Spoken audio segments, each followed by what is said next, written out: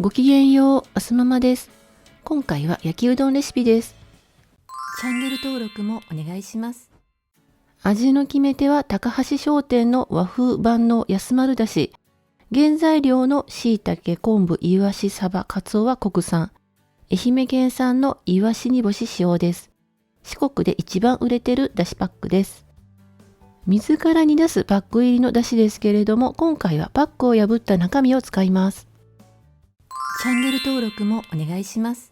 まずは下ごしらえしながら材料のご紹介です。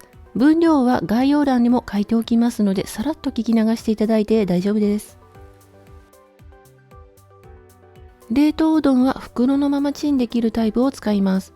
これはコストコで10個498円の加藤吉冷凍さぬきうどんです。袋がないうどんはお皿にのせてふんわりラップして加熱してください。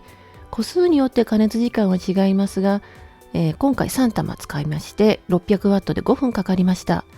熱々にしなくてもほぐれれば OK です。うどんを加熱している間に野菜を切っていきます。キャベツは洗ってからざく切りにします。人参は千切りです。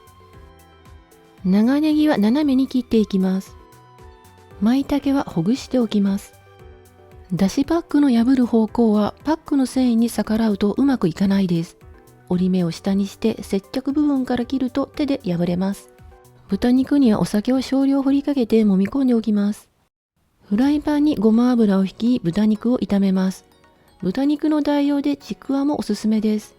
豚肉の色が変わったら野菜を順に投下していきます。舞茸、人参、長ネギ、キャベツ。生で食べられる野菜は炒めすぎないようにします。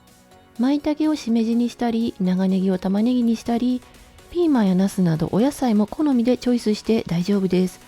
使う野菜によって炒める順番が食感に影響しますが、なんだかんだ結局は最後の味付け次第です。加熱したうどんを入れて混ぜ炒めます。オイスターソースと安丸だしパックを入れます。安丸だしを回しかけたら全体になじむように混ぜて、仕上げに醤油を鍋肌にかけます。香ばしい香りがプラスされて食欲をそそります。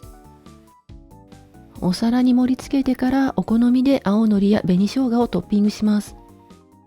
今回使用した安丸だしはインターネットにて注文できます。割引キャンペーン実施中です。初回購入アンケートであすままと答えるとお得に購入できますよ。今後も安丸だしとコストコ購入品を使ったレシピを投稿していきますので、チャンネル登録もお願いします。